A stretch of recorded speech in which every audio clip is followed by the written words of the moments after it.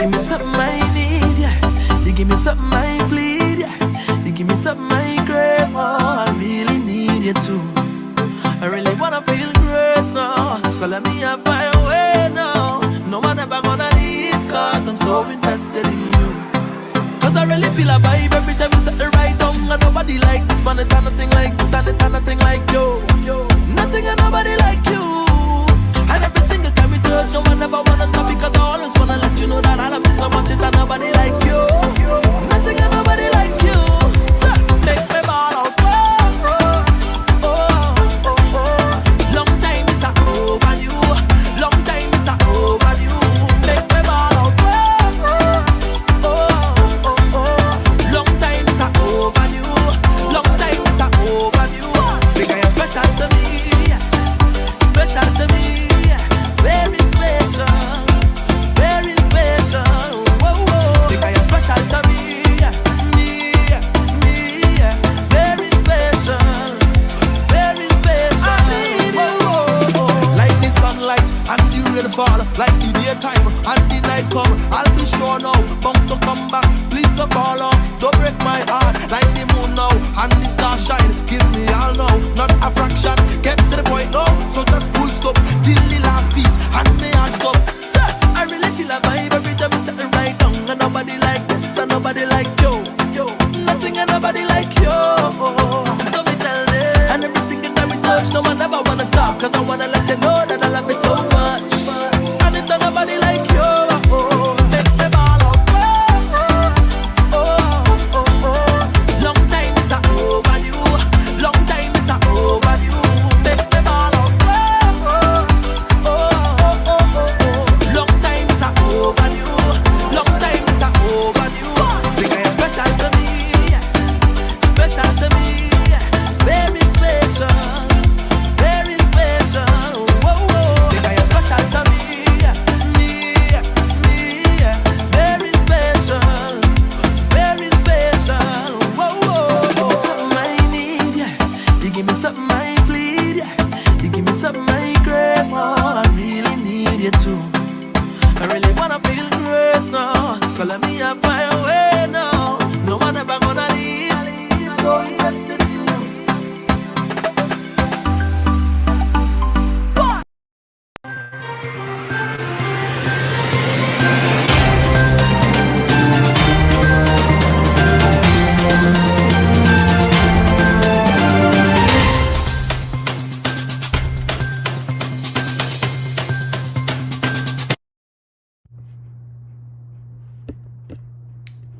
Good evening and welcome to the first ever Real Cayman News Broadcast. I'm John Fleming.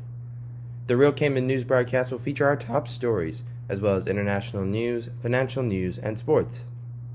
The broadcast will be streamed on YouTube, Facebook, and realcaymannews.com on Mondays, Wednesdays, and Fridays at 6 p.m. If you have any questions or feedback, you can email me at john.fleming@realcaymannews.com. If you'd like to sponsor the show, you can email Michael at sales@realcaymannews.com. Our top stories on this Friday, 18th of June, 2021. Cayman will move to a 5-day quarantine from next week, Wednesday. This was announced at a CIG press briefing on Wednesday, 16th of June, 2021. Premier Patton announced the reduction of mandatory quarantine to 5 days for vaccinated travelers. He also announced the reinstatement of the 72-hour pre-arrival PCR test and the removal of mandatory sampling and PCR testing on arrival. All travelers must be tested before exiting quarantine, and unvaccinated travelers will still have to complete the 14-day quarantine period. Premier Patton also announced mandatory weekly PCR testing of unvaccinated frontline workers and the requirement for travelers who do quarantine at government facilities following non-essential travel to pay for their own stay. Regarding take-up of the COVID-19 vaccine, Premier thanked all residents for responding to the government's call to get immunized against COVID-19, but revealed that due to revised population figures, the challenge isn't over. He said, in the absence of current population census numbers, we asked the ESO to work with us to ensure the assumed number of 65,000 was accurate as possible. This has led to a revised conclusion that there is around 71,100 people living in the Cayman Islands. Minister for Tourism and Transport, the Honourable Kenneth Bryan, announced the continuation of the tourism worker stipend of CI $1,500 per month through October, with payments at the full amount. The payment is planned to be reduced to $750 per month for November and December. The Stingray Feeding and Interaction Program has been extended for another 3 months, as has the moratorium on granting of wildlife interaction zone licenses. Minister Bryan also announced Vaccine Challenge 2.0, bigger and bolder, as a further drive to urge more people to get vaccinated. He said, "When I launched the Vaccine Challenge, government was still working on the assumption that our population was 65,000. But as we've heard from the Premier, the true figure is actually 71,100, an increase of over 6,000 more people." Minister Bryan says he intends to raise $100,000 in cash to be divided up and given away in a form of draw 2 weeks after we have achieved the 80% target. Everyone who has been fully vaccinated and is either a Caymanian, permanent resident, or work permit holder will have a chance to win and enter the competition. He calls on local business community to donate, saying if 20 good corporate citizens or wealthy individuals just gave $5,000 each, we would easily reach that goal. To pledge contributions, donors can email mottvax@caymanislands.ky or call the ministry on 244-1259. Well, just after 5 a.m. yesterday, 17th of June, police carried out a search at a residence in the West Bay district. During the search, officers found a quantity of ganja and ganja plants. No arrests were made in relation to the drugs, however, inquiries are ongoing. A 46-year-old man of West Bay was, however, rearrested on the suspicion of murder and taken into custody where he is being held. The arrest was made in relation to an incident where the 24-year-old Shaquille Bush was fatally shot near his home in West Bay on 12th of November 2019. At the time, the man was arrested and released shortly after the shooting, pending further investigation. He has now been charged with murder and possession of an unlicensed firearm. The man appeared in court today, Friday, 18th of June. The Cayman Islands Fire Service, CIFS, has said farewell to a visiting training instructor from the United Kingdom. Gary Wright of Newcastle International Training Academy trained over 60 Caymanian Fire Service staff in a range of topics following his arrival on island in February 2021.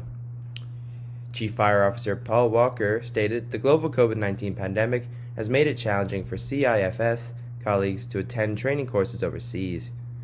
Arranging for a qualified instructor to join us for 3 months was a good substitute.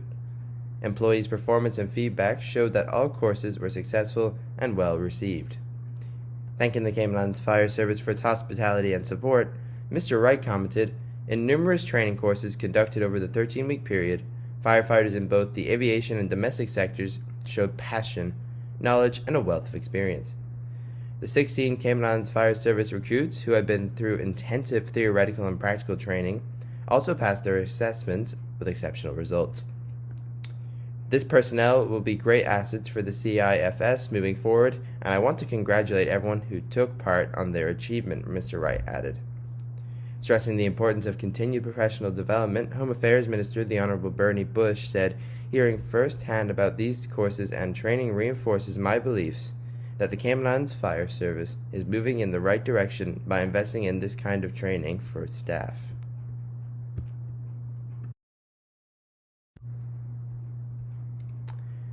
The Minister for Education, the Honourable Juliana O'Connor-Connolly, recently announced the arrival of 2,640 student laptops through the one-to-one laptop program and the continued rollout of the Department of Education Services connectivity program in conjunction with public schools. Minister O'Connor-Connolly further stated the arrival of these laptops and the continued rollout of the DES connectivity program are part of the initial phase of the ministry's overall digital strategy to facilitate effective home learning and provide equal access to a world-class education for all students enrolled in the government schools.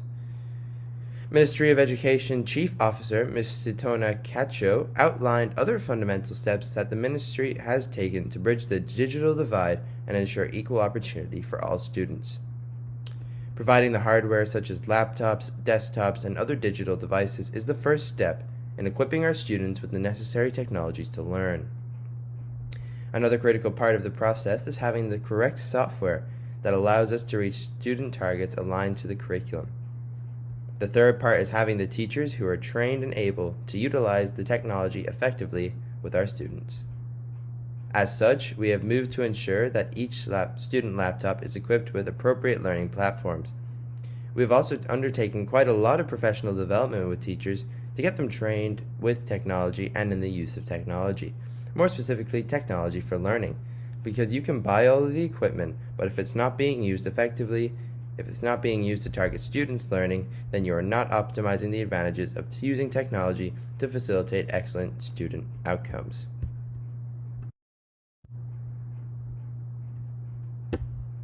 Africa is facing a third wave of COVID-19, the World Health Organization has predicted. A Reuters reporter has more. He warned that cases were rapidly rising, while vaccination across the continent remains low. After 4 weeks of consecutive increases, Africa's third wave is surging upward and accelerating fast. New cases continent-wide are up by nearly 30% in the past week, and deaths are up by 15%. Moeti said 5 countries accounted for more than 3/4 of the increase in new cases: South Africa, Tunisia, Zambia, Uganda and Namibia.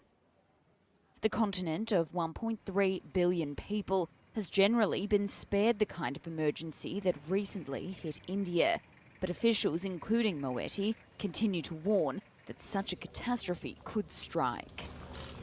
The Africa Centres for Disease Control has warned that African nations lack sufficient numbers of hospital beds and oxygen supplies and could be overwhelmed if cases surge. At the same time, vaccination is proceeding slowly, with just 0.79% of Africans inoculated, according to senior health officials. The Cayman Islands has been very lucky in regards to COVID-19, with only 2 deaths and very low COVID-19 community spread. But the rest of the world does not share our luck. Over 4 million people have now died from COVID-19. A Reuters report has more. It took over a year for the death toll to hit 2 million, while the next 2 million was recorded in just over 5 months. While the number of cases and deaths have slowed in countries like the US and UK, hospitals are overrun in much of Latin America. The region is facing its worst outbreak since March, as countries like Bolivia, Chile, Brazil, and Uruguay struggle to contain the disease and inoculate their populations. Pan American Health Organization Director Carissa Etienne said earlier this week, quote, "The primary issue in the Americas is vaccine access, not vaccine acceptance."